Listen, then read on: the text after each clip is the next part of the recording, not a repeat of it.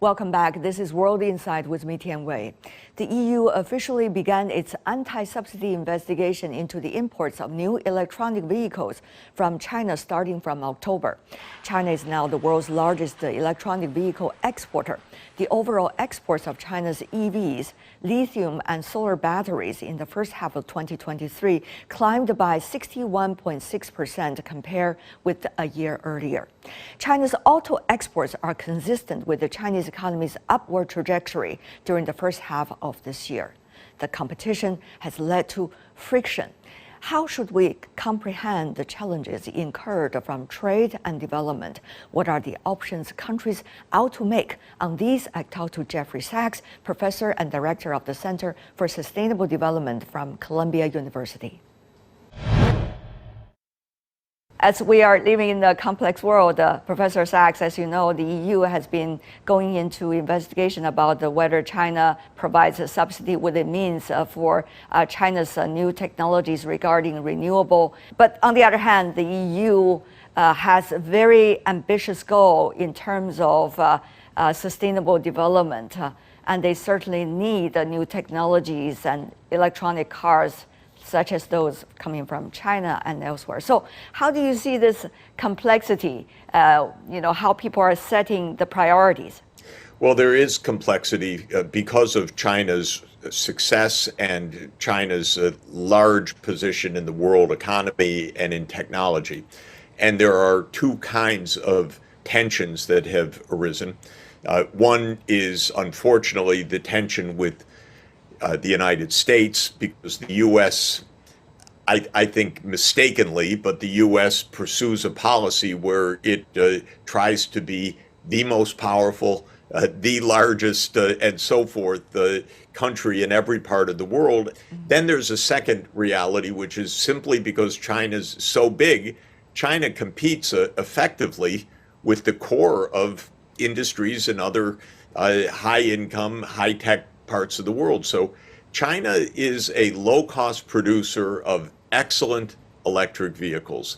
And we've been on the road here in China in recent days, and you see green plates for the electric vehicles. They're everywhere because China has hundreds of electric vehicle producers. They're low-cost, high-quality.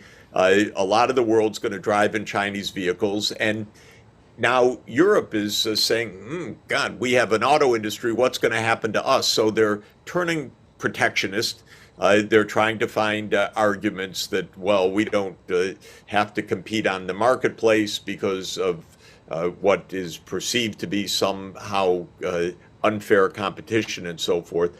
I believe we need global rules of the road. If Europe wants to do an investigation, it should do it through the World Trade Organization as an independent assessor of the rules rather than its own internal investigation, which is bound to be highly political.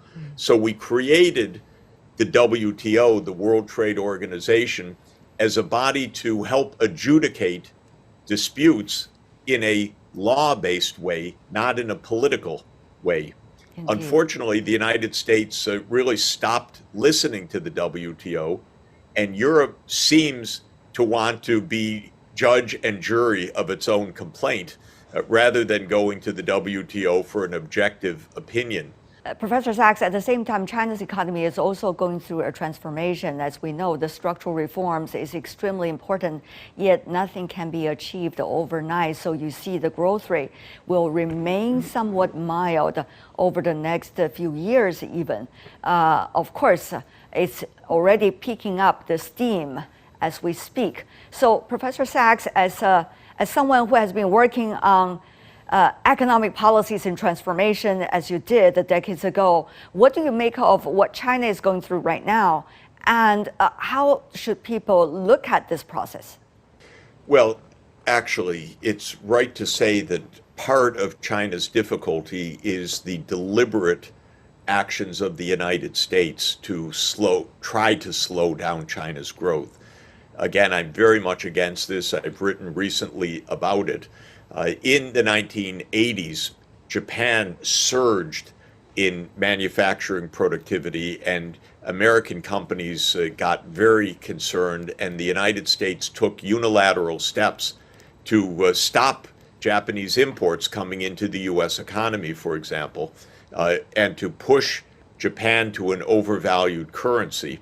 And this created, in turn, a financial crisis, and Japanese growth really slowed. And I attribute that to actions that the U.S. deliberately took. Now, here we are basically a bit over 30 years later, and the United States, unfortunately, is actively trying to stop China's exports to the U.S. It's telling its companies, you should friendshore, meaning a term I don't like at all, but go to some other country rather than to China.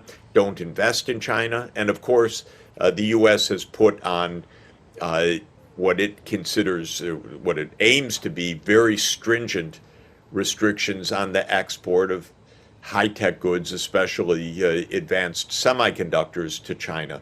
Now, I think in the short term, this has slowed China's growth because China's exports to the United States not only stopped growing, but at least this year, so far, are negative compared to last year, meaning lower levels than in 2022. That's really shocking, but it's a result, in my view, of the U.S. deliberate policies. But on the other hand, the U.S. is trying to cut China out from cutting-edge technology, but I think it's first, not fair, second, not a good idea, and third, not going to be successful. And probably the most dramatic demonstration of that was the recent release of Huawei's new Mate Pro 60 phone, which has a 5G chip in it, which looks to be absolutely superb, Chinese made. Everyone's still scrambling to understand how does this phone work so well? But clearly it works so well because China has been able to innovate a lot faster than the American policymakers thought. And I think that's generally going to be the case if the U.S. continues on this.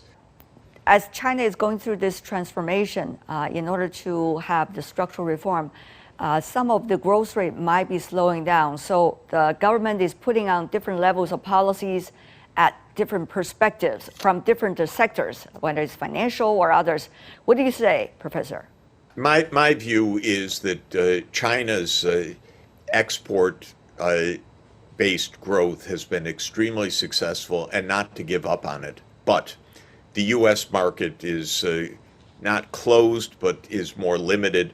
Europe more closed, but not exactly to be written off. But where China can really export massively is to all the rest of the world, to Southeast Asia, the ASEAN countries, to Africa, to Latin America. And my favorite policy in this is the Belt and Road Initiative, because the Belt and Road Initiative is an initiative to provide finance to China's partners to build 21st century infrastructure. It could be fast rail, it could be hydropower, it could be massive solar power, it could be 5G connectivity.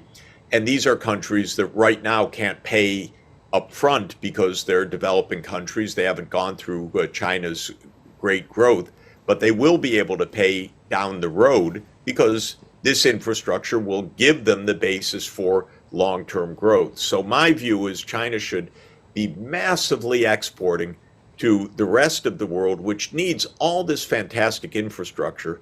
Jeffery Sachs, what an interesting conversation. Thank you so much, sir, as always. Great to be with you. Thanks so much. My conversation with Professor Jeffery Sachs. That's all the time we have for today. If you'd like to know more, search World Insight. Check out our YouTube channel. Follow us on Twitter and Facebook. I'm Tian Wei on behalf of my team. Thanks for being with us.